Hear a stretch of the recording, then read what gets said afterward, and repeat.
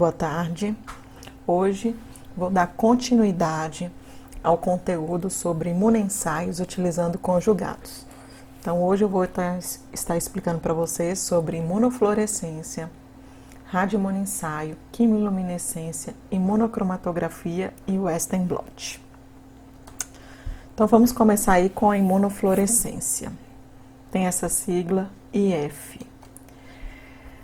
A imunofluorescência ela vai utilizar como conjugado antígenos ou anticorpos ligados ao fluorocromo. Esse fluorocromo ele vai emitir uma fluorescência, por isso que o nome chama imunofluorescência. Então tem fluorocromo que é verde, tem fluorocromo que é vermelho, que é azul, vai depender do que o fabricante coloca lá de fluorocromo no kit, né, ligado a um anticorpo ou antígeno. Os testes de imunofluorescência eles podem ser classificados de acordo com o componente marcado, se esse fluorocromo vai ser ligado a um antígeno ou um anticorpo. Se vai ser um método competitivo ou não competitivo, aquele mesmo raciocínio a respeito do ensaio imunoenzimático, né, que eu expliquei anteriormente. Pode ser homogêneo ou heterogêneo, ou também pode ser realizado em fase sólida ou líquida, também aquele mesmo raciocínio que eu expliquei no ensaio imunoenzimático. A principal aplicação aí da imunofluorescência direta é na imunofenotipagem de células utilizando o citofluorômetro de fluxo. Eu vou estar explicando mais detalhado um pouquinho sobre isso, sobre essa imunofenotipagem, mas também tem a imunofluorescência indireta, que ela vai amplificar o sinal e aumentar a sensibilidade do teste, e a gente pode utilizar na pesquisa de antígenos, como, por exemplo, o plasmódio nas hemácias, mas também a gente pode pesquisar anticorpos na sífilis, toxoplasmose, rubéola, citomegalovírus, o vírus do herpes simples, doença de Chagas e malária.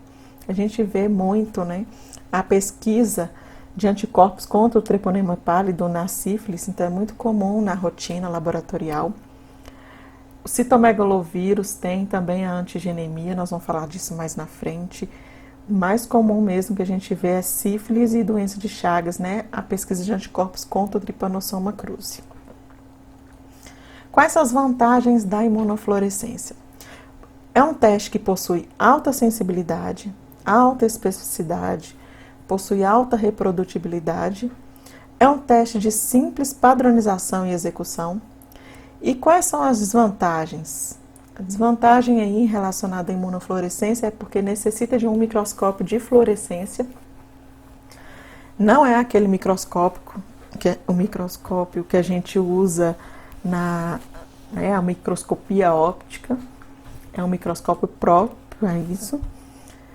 Tem a questão da subjetividade da leitura, porque como a gente vai avaliar a fluorescência emitida no microscópio, então, de certa forma, pode haver, né, tem pessoas que podem olhar assim e pensar que tem uma fluorescência pouca, tem outra pessoa que pode ver a mesma lâmina e achar que é uma fluorescência razoável, mediana. Então, tem essa subjetividade aí, porque o pouco pode ser que para um pode ser pouco, para outro realmente pode falar assim, não tem fluorescência emitida.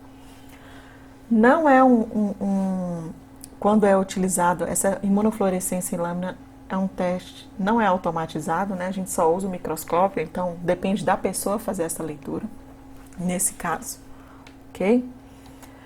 Aqui só mostrando para vocês a questão do microscópio de imunofluorescência, vocês podem ver que ele tem aí, no caso, que o anticorpo ele vai estar aí com a fluorescência, com o fluorocromo, então tem essa luz ultravioleta aqui, que vai estar aqui no microscópio, que ela quando, né, ela passar aqui incidir sobre o fluorocromo, esse fluorocromo vai excitar e vai emitir essa fluorescência que a gente consegue visualizar aqui.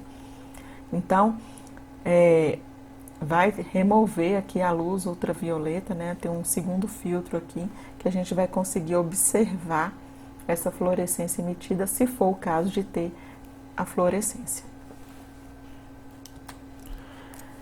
Então, existem tipos de imunofluorescência para pesquisa de antígenos e para pesquisa de anticorpos. Para a pesquisa de antígenos, a gente tem o método direto, também chamado de imunofluorescência direta. No caso aqui, a gente utiliza muito na imunofluorescência lâmina. Então, essa lâmina, ela pode ter um tecido aqui, em que a gente quer pesquisar se nesse tecido tem um antígeno, se tem antígeno. E aí a gente vai incubar com um anticorpo marcado com fluorocromo, que é o conjugado. Esse anticorpo, ele é específico para o antígeno que está aqui presente na amostra. Se tiver o antígeno, esse anticorpo conjugado vai se ligar no antígeno da amostra. Depois a gente vai fazer uma lavagem, né? Faz essa lavagem com uma solução, um tampão, para retirar esse conjugado, o que não ligou. E aí a gente vai para o microscópio para observar se vai emitir fluorescência ou não. Se emitir fluorescência, indica que tem antígeno na amostra. Se não emitir fluorescência, não tem antígeno na amostra. Temos também o método indireto, que é a imunofluorescência indireta, em que a gente vai utilizar essas lâminas aqui, ó. Já vem no kit, tem essas lâminas aqui com quadradinho, tá vendo? Com bolinha, nesse formato. Cada quadradinho desse, cada quadradinho e bolinha desse, já vem, é uma lâmina que já vem sensibilizada. Vocês lembram que lá no ensaio imunoenzimático eu falei para vocês que a microplaca, os pocinhos, as cavidades, os pocinhos vêm sensibilizados ou com antígeno ou com anticorpo? Aqui também, do mesmo jeito. No caso da imunofluorescência indireta aqui, nesse exemplo que eu estou falando para vocês, vai estar sensibilizado com antígeno. Então, por exemplo, é uma imunofluorescência para Trypanosoma cruzi. Vai ter, para anticorpos com Trypanosoma cruzi, vai ter o Trypanosoma cruzi aqui grudado nessa lâmina. E aí, cada quadradinho desse ou cada bolinha desse será um paciente. Então, o que a gente vai fazer? Caso a lâmina está sensibilizada com antígeno, e eu vou pipetar a amostra do paciente, que eu quero saber se tem anticorpo na amostra do paciente contra esse antígeno aqui. Se tiver anticorpo, o anticorpo vai se ligar no antígeno da amostra do paciente, vai incubar aí um tempinho e depois a gente vai fazer a lavagem para remover os anticorpos, né, que não se ligaram, ou né, o que tiver ali que não ligou. Depois a gente vai pipetar aí o conjugado, que é um anticorpo marcado com fluorocromo. Esse anticorpo marcado com fluorocromo vai se ligar no anticorpo da amostra. Se o anticorpo da amostra estiver ligado no antígeno da lâmina, esse conjugado se liga no anticorpo da amostra. Deixo incubando um tempinho, depois faço a lavagem e vou para o microscópio. Se emitir fluorescência, indica que tem anticorpo na amostra, resultado reagente. Se não tivesse, por exemplo, anticorpo na amostra, então vamos supor que não tem anticorpo na amostra. Vou deixar incubando, não tem esse anticorpo aqui. Na hora que eu coloco esse conjugado, ele vai procurar o anticorpo da amostra, mas se não tiver o anticorpo da amostra, esse conjugado não vai se ligar em ninguém. E na hora que eu fizer a lavagem, ele vai embora. E no caso, como não vai ter o conjugado aqui ligado, não vai emitir fluorescência, o resultado não reagente. Aqui só demonstrando para vocês, aqui ó, uma imunofluorescência para sífilis, né, também chamado de FTA-ABS, aqui a questão do treponema pardo, das espiroquetas, aqui a fluorescência emitida. Um exemplo aqui da imunofluorescência para anticorpos anti-Trypanosoma cruzi, as tripomastigotas aqui na lâmina e a fluorescência emitida. Aqui os mais utilizados são esses, mas tem aqui um exemplo também de imunofluorescência para pneumocystis carini, para a giardia lamblia, cisto da giardia, né? Também tem aqui, só para mostrar para vocês a fluorescência emitida. Aqui mostrando um exemplo aqui de microscópio de imunofluorescência, vocês podem ver que ele tem um dispositivo aqui, ó, da questão da luz ultravioleta. Esse microscópio a gente pode acoplar aí no computador para ver a imagem diretamente aqui no computador, então pode ver direto pelo microscópio, pela ocular mesmo. Inclusive, toda vez que a gente vai olhar para o microscópio, utilizar esse microscópio, a gente a sala tem que estar escura, e também tem que ter um capote assim, para a gente poder entrar, né, cobrindo o microscópio para a luz externa não atrapalhar na visualização aí da lâmina. Um outro tipo de imunofluorescência que tem é a citofluorimetria de fluxo, né, que é utilizada para a separação de células marcadas por fluorescência. No caso aqui, deu exemplo, né, existem os linfócitos CD4 e os linfócitos CD8. E aí tem como, no caso utilizando o citofluorômetro, para a gente diferenciar quantos linfócitos são CD4, quantos linfócitos são CD8. Então, tem como a gente fazer isso. É só utilizar um anticorpo marcado, aqui é um anticorpo marcado com fluorocromo verdinho contra o CD4, né? E também um anticorpo, a gente pode usar também um anticorpo marcado, tá um vermelhinho aqui, contra o CD8. E aí, no caso, a gente consegue diferenciar aí, né, qualitativamente e quantitativamente. Então, aqui, ó, no caso, dá para poder diferenciar aí, né, cada um dos tipos de células, CD4, CD8, CD20, o que for. Então, é muito utilizado aí para determinar o tipo e número de células sanguíneas brancas, no caso do linfócito, principalmente linfócito, aqui eu dei o exemplo de linfócito CD4 e CD8, pode ser utilizado para isolar populações celulares, né? A gente usa também em pesquisa para diferenciar linfócito B, macrófago, pode ser usado também. Para distribuição de células de acordo com a densidade do antígeno, tamanho celular também pode ser.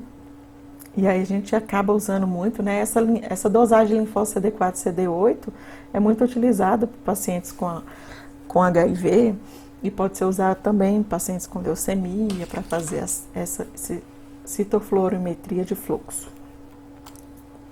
Aqui só mostrando para vocês, né, equipamentos aí, mostrando o citofluorômetro de fluxo. Um outro tipo de imunofluorescência que tem é o fluoroimunensaios, também chamado de imunofluorimetria, em que nesse caso vão utilizar enzimas com substratos fluorescentes. Vocês lembram que quando eu expliquei para vocês os ensaios imunoenzimáticos eram enzimas com substratos cromogênicos. No caso aqui, são enzimas com substratos fluorescentes, porque tem um fluorocromo aqui envolvido. Então, vai utilizar um equipamento chamado de fluorômetro. Vai ter uma diferença aí quanto ao suporte sólido e também quanto à forma de ampliar o sinal. É um método que possui uma sensibilidade e especificidade bastante elevada e é um ótimo método, né, para dosagens hormonais. A gente pode ver essas siglas aí como ELFA, FEIA, para esse tipo de fluoroimunensaios.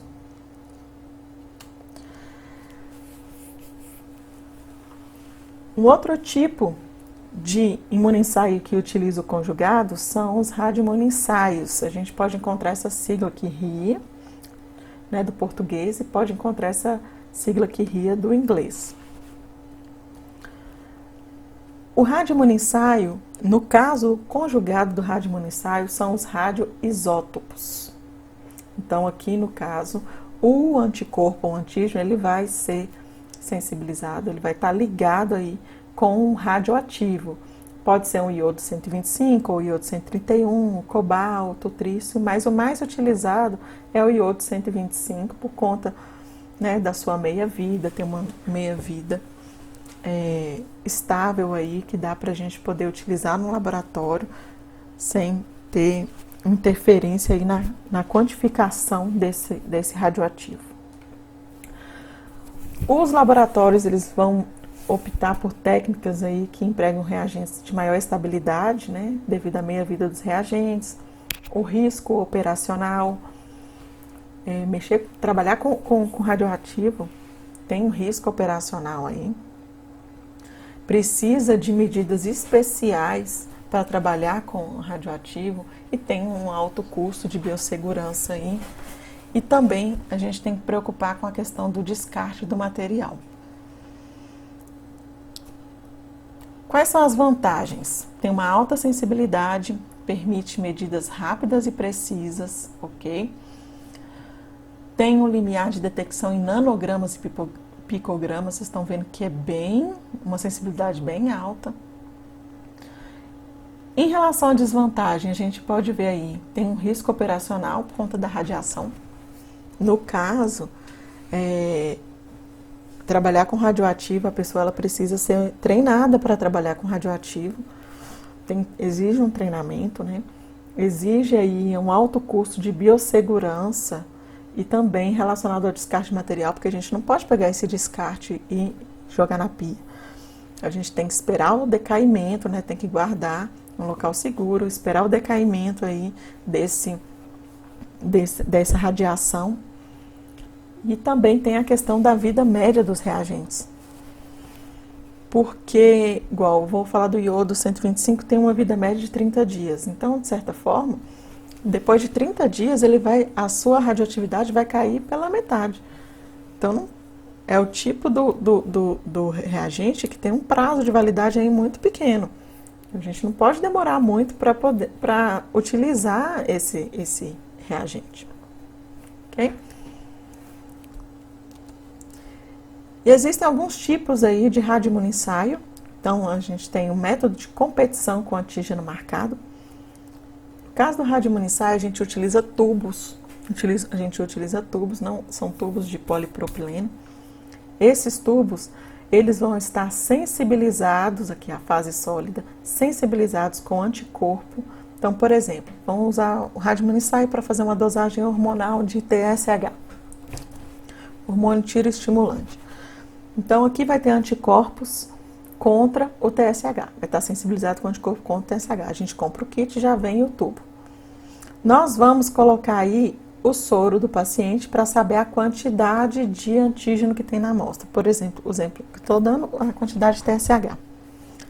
Só que eu coloco o soro do paciente e também vou colocar o conjugado, que nesse caso é um antígeno, também né, pelo exemplo que eu dei, um TSH marcado com o iodo 125, com radioisótopo.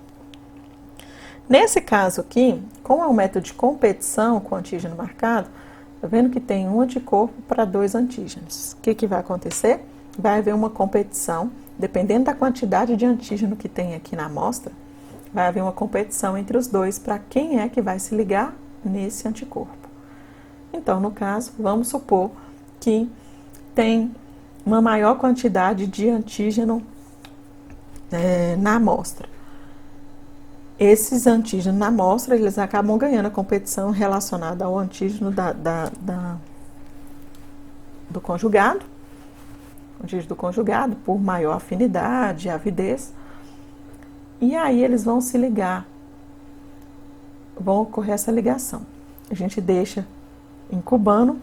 Depois a gente vai fazer a lavagem, essa mesma lavagem que eu já expliquei anteriormente no ensaio imunoenzimático, na imunofluorescência, em que a gente vai descartar o que não se ligou. O que não se ligou vai embora. Então, vai sobrar aqui somente o que está ligado lá no anticorpo grudado, que está grudado no tubo. Então, o que acontece? Aí eu vou pegar esse tubo e vou levar lá no contador, no caso gama, porque o iodo 125 emite radiações gamas, então é uma forma da gente fazer a quantificação aí desse antígeno na amostra. Então, o que a gente pode observar? Se for uma amostra que está cheia de antígeno, nem vai sobrar espaço para o iodo, para o conjugado estar se ligando, vai ficar aqui só o antígeno. Então, na hora, vamos supor que tem bastante antígeno aqui, nem tem o iodo. O que vai acontecer? Na hora que eu for para o contador, ele vai querer medir a radiação, mas ele encontra a radiação? Não encontra. Porque quem ligou foi o antígeno da amostra, não sobrou espaço para o antígeno do conjugado. Então, não vai emitir radiação.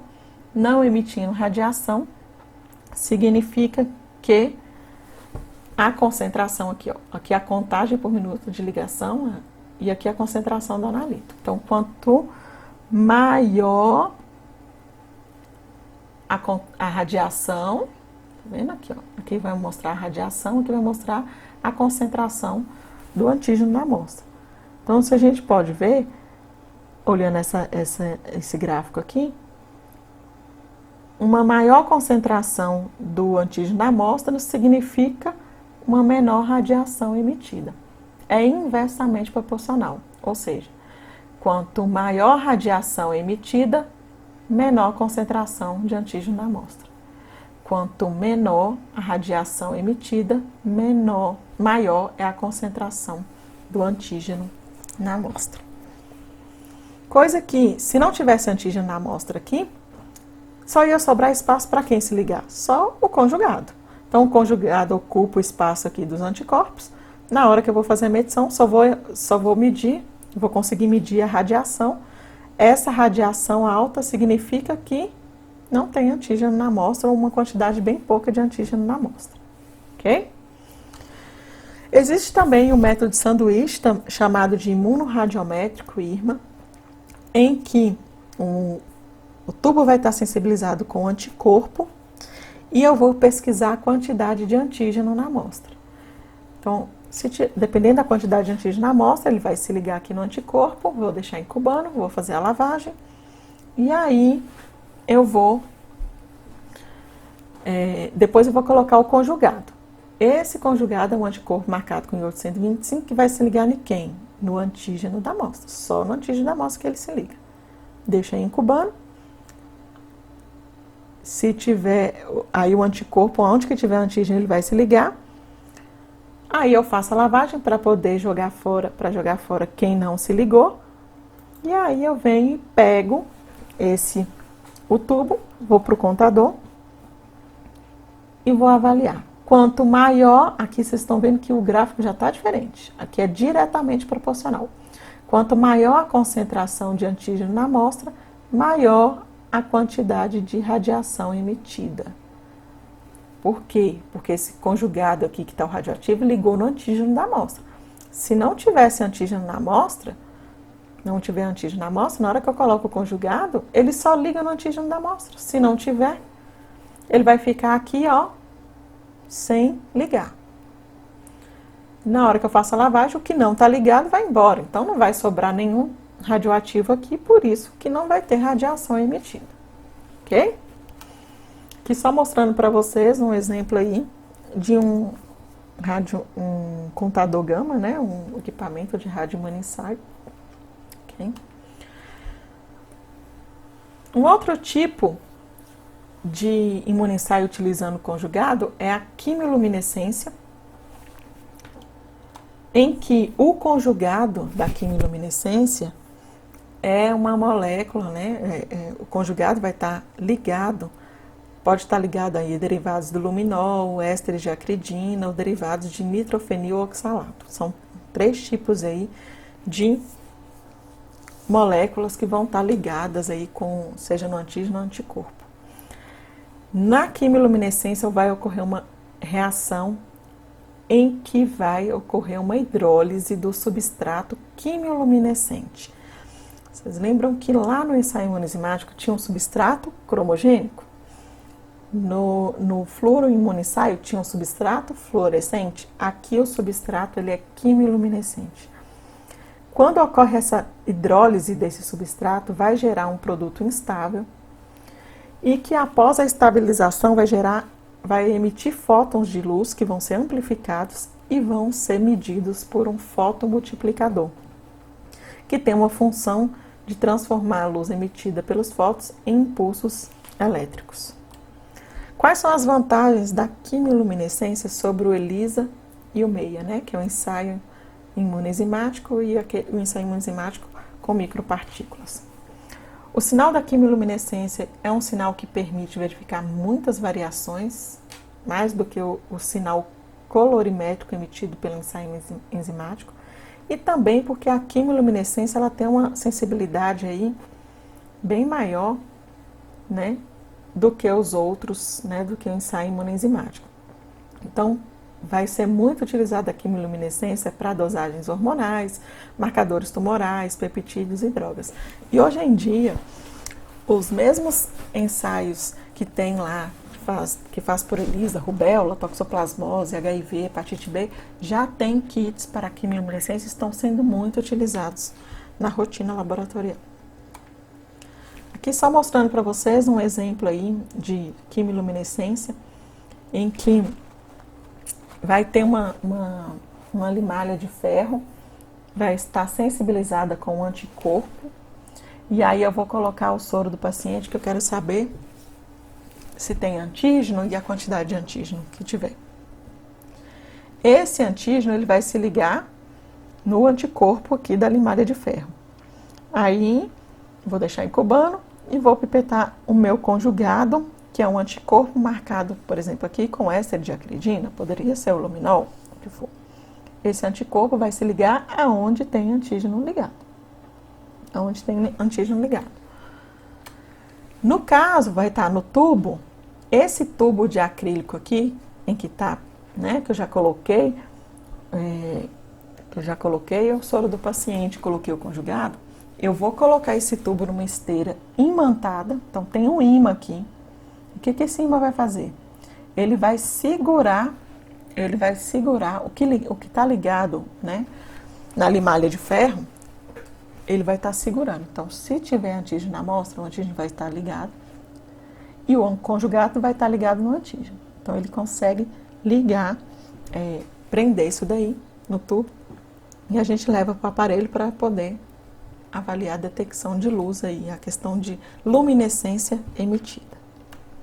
Então, aqui só mostrando para vocês, né, os vários tipos aí de marcas que tem a quimiluminescência, né, tem Imolite da Siemens, da Abbott, tem aqui da Bayer, da Diasorin, então tem vários equipamentos aí, né, relacionados à quimiluminescência. A quimiluminescência é um método muito bom. E aí eles criaram a eletroquimiluminescência, que tem uma reação semelhante à quimiluminescência, só que qual que é a diferença aí? Vai ter uma aplicação de uma corrente elétrica ao eletrodo, induzindo uma emissão quimiluminescente que é medida por um fotomultiplicador. Esse eletro é porque vai ter uma corrente elétrica envolvida aí.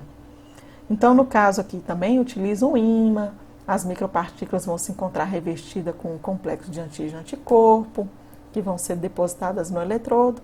O ímã vai ser removido e depois vai ser aplicada aí, no caso, a voltagem ao eletrodo. A diferença está aí, porque depois que remove o ímã, vai aplicar essa voltagem aqui no eletrodo, onde vai ser depositada as micropartículas. A emissão de luz ela vai ser emitida por um fotomultiplicador e depois da medição vão ser limpas da superfície do eletrodo usando o cleansing. Tem que fazer uma limpeza, né, do equipamento aí. Quais são as vantagens da eletroquimiluminescência? Então, tem uma marcação estável que permite utilizar reagentes líquidos, tem alta sensibilidade com um período curto de incubação, aí, ó, cerca de 18 minutos. Os outros, lá, o ensaio imunoenzimático mesmo, tem 30 minutos de incubação, 1 hora de incubação, isso tem 30 minutos, depois 10, ou 1 hora, 30 e 10. Imunofluorescência também tem uma incubação alta. No caso, a eletroquimiluminescência veio justamente aí para poder dar uma reduzida nesse tempo de incubação. Não exige grandes necessidades de diluir a amostra, porque ele tem um teste com alta sensibilidade e bastante, uma linearidade alta. É aplicável na detecção de todos os analíticos e a vantagem de iniciar a reação quimiluminescente, usar a eletroquimiluminescência, é justamente que é mais fácil aí de controlar, tem mais rigor com toda a reação. É realmente um método, né, superior aí. Aqui mostrando para vocês, né, um tipo aí da Roche de eletroquimiluminescência, justamente aquele que está ali de 18 minutos aí de incubação. No caso, fazendo aqui uma comparação entre radiominissaio, quimiluminescência e o ensaio imunoenzimático, a gente pode ver que radiominissaio e quimiluminescência fazem detecções diretas. O ELISA é mais eficiente para fazer detecção indireta, que é utilizado mais para pesquisar anticorpos, muito bom para pesquisar anticorpos. Radiominissaio e quimiluminescência, ele pesquisa antígeno muito bom também. Se a gente for comparar a sensibilidade entre eles, a radiominissaio possui alta sensibilidade, a quimiluminescência mais alta ainda, e o ensaio imunoenzimático já é moderada a sensibilidade. Em relação à estabilidade, o radiominissaio tem uma estabilidade ruim por conta do radioativo, né, por conta da meia-vida. A quimiluminescência tem uma estabilidade muito boa e o ensaio imunoenzimático, boa. Se a gente for comparar a concentração em que é detectado o analito, o antígeno, o anticorpo no caso, o radiominissaio em picogramas. Picogramas é 10 a menos 15, então pensa 0,0000, né, que pode detectar aí em picogramas. A quimiluminescência em femtogramas é 10 a menos 18. Picogramas é 10 a menos 15. Femtogramas é 10 a menos 18, por isso que a sensibilidade dele é mais alta ainda, tem mais zero aí.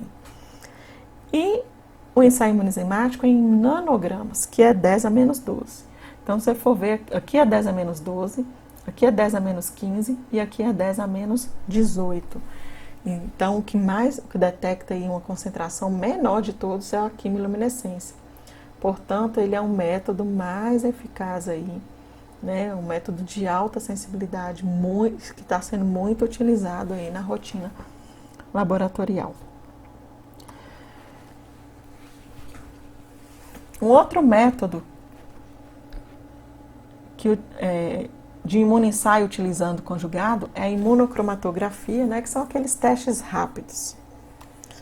Então, que testes são esses? São aqueles testes que não precisa de uso de um reagente a mais, ou um equipamento para ser feito esse teste, não precisa também, né, um técnico especializado, que é justamente aquele teste que é muito utilizado quando a pessoa está, né, pensando aí, está suspeitando de gravidez, vai lá na farmácia e compra um teste de farmácia. Aquele teste de farmácia, a metodologia utilizada ali é a imunocromatografia. Então, vocês podem ver que qualquer pessoa vai lá, compra aquele teste, leigo, compra o teste, segue as instruções e consegue observar o resultado lá.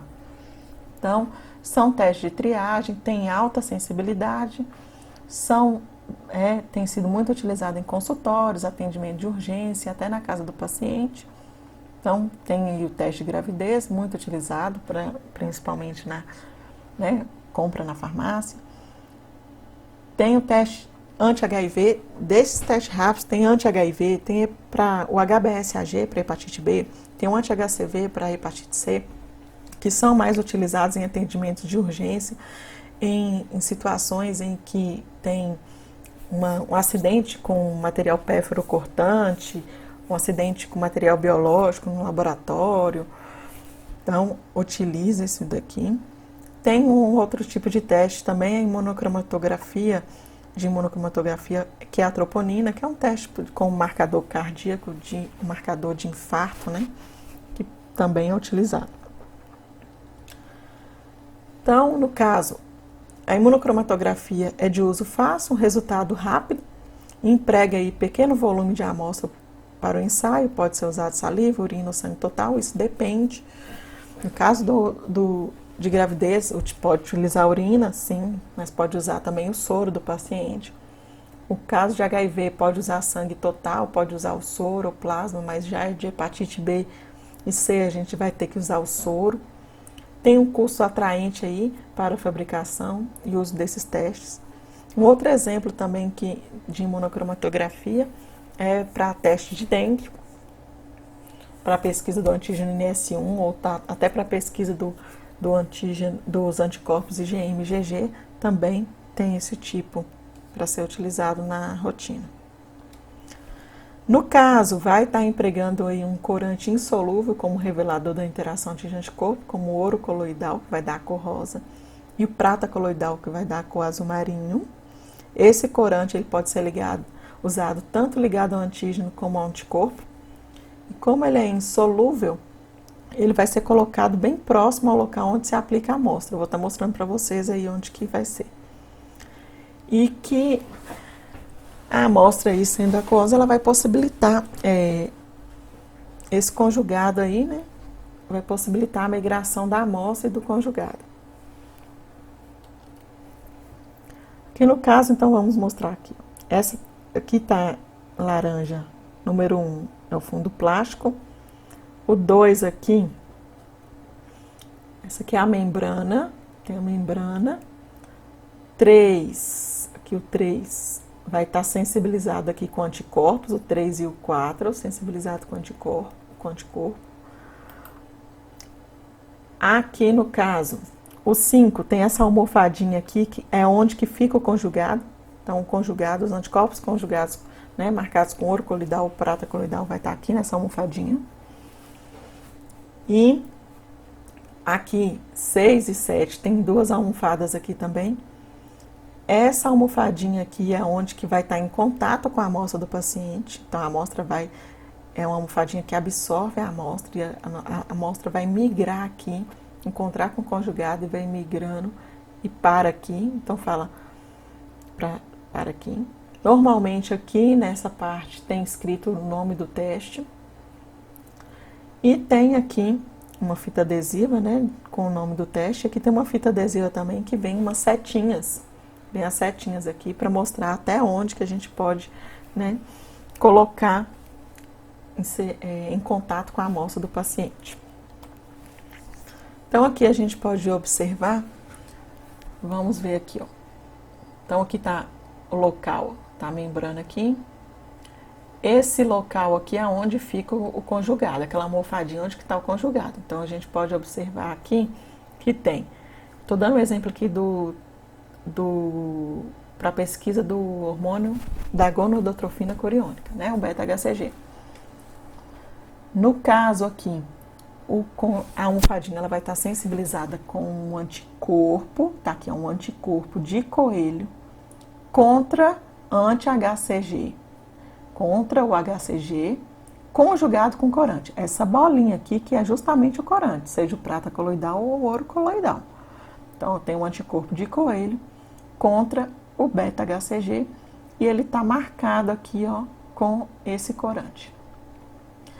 Aqui na letra B, vai ter um anticorpo contra o HCG. Ele vai estar imobilizado aqui. Um anticorpo contra o HCG. E aqui na letra C, vai ser um anticorpo contra um anticorpo de coelho. Então, esse aqui é um anticorpo contra o HCG e aqui é um anticorpo contra o anticorpo de coelho. Aqui, ó. Anticorpo anti-imunoglobulina de coelho. Ok.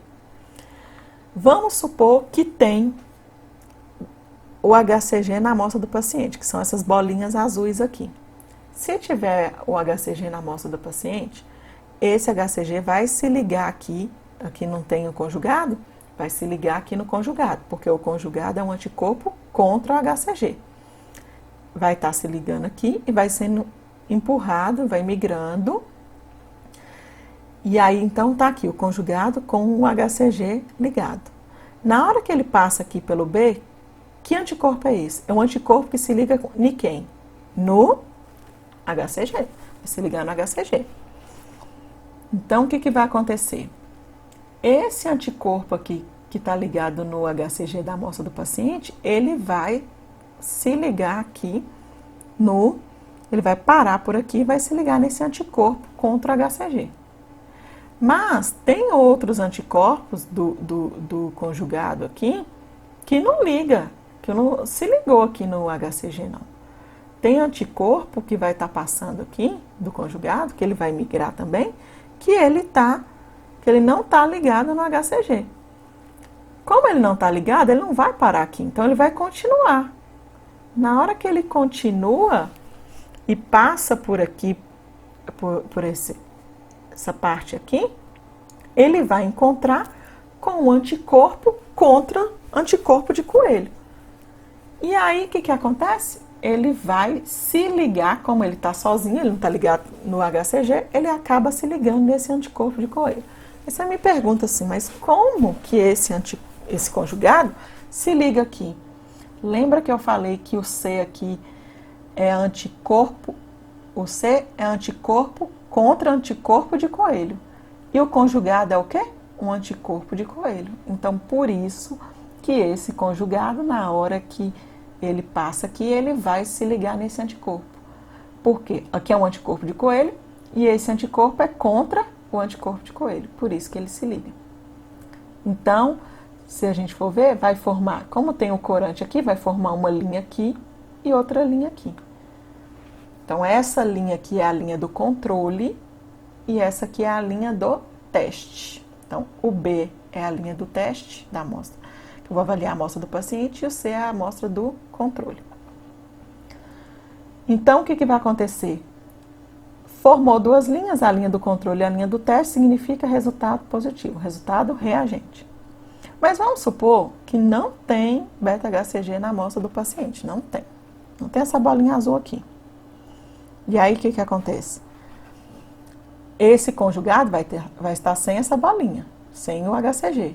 Ele vai parar aqui? Não para. Ele vai seguir viagem. Ele segue. Então, não vai ter essa ligação aqui. Ele vai seguindo. Na hora que ele segue, encontra com esse aqui, vai acontecer a mesma coisa. Ele vai se ligar aqui, mas nada se ligou aqui. Então, o que acontece aqui? Vai aparecer uma linha aqui no controle e essa linha aqui do teste não aparece. É só para vocês entenderem por que essa linha do controle aparece. Ela tem que aparecer. Então, uma linha só do controle apareceu do teste, não resultado negativo, não reagente. Pus aqui resultado inválido porque a linha do controle é obrigatório que apareça. Se ela não aparecer, é porque o conjugado não está funcionando, é uma tirinha, uma fitinha aí que não está funcionando. Não posso falar assim, resultado não reagente. Não pode falar isso. Joga fora, avalia aí o lote e não dá para confiar nesse resultado aqui, ok? Um outro tipo de imunoensaio que utiliza conjugado é o imunoblot, também chamado de imunoblotting. Não tem uma tradução, é esse nome em inglês mesmo. Então, imunoblot, ele é também chamado de Western blot. Lá da biologia molecular, né, existe aí o Southern blot e o Northern blot. O Northern blot é utilizado para a pesquisa de RNA, enquanto o Southern blot para a pesquisa de DNA e o Western blot é utilizado para a pesquisa de proteína. E aí surgiu aí essa nomenclatura imunoblot, porque o imunoblot, ele utiliza da metodologia do Western blot, mas também utiliza um outro procedimento para ser classificado como imunoblot.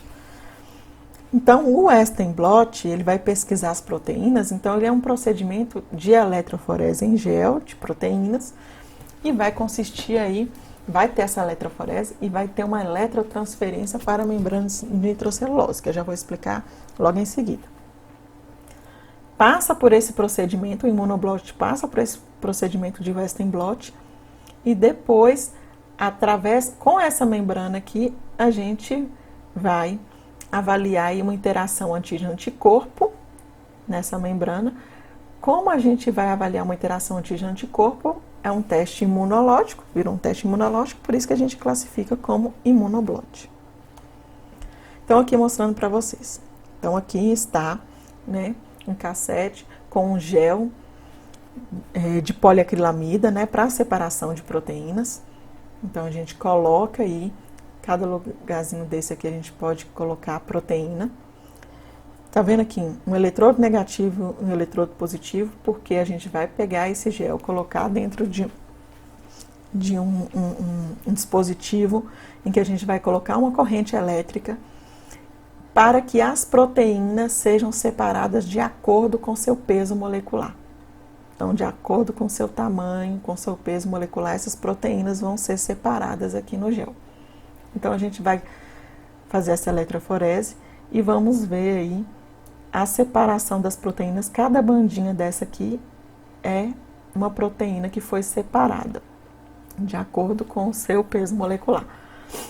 Então, assim, as proteínas mais pesadas, elas ficam mais aqui no topo e as mais leves vão mais para o final aqui do gel.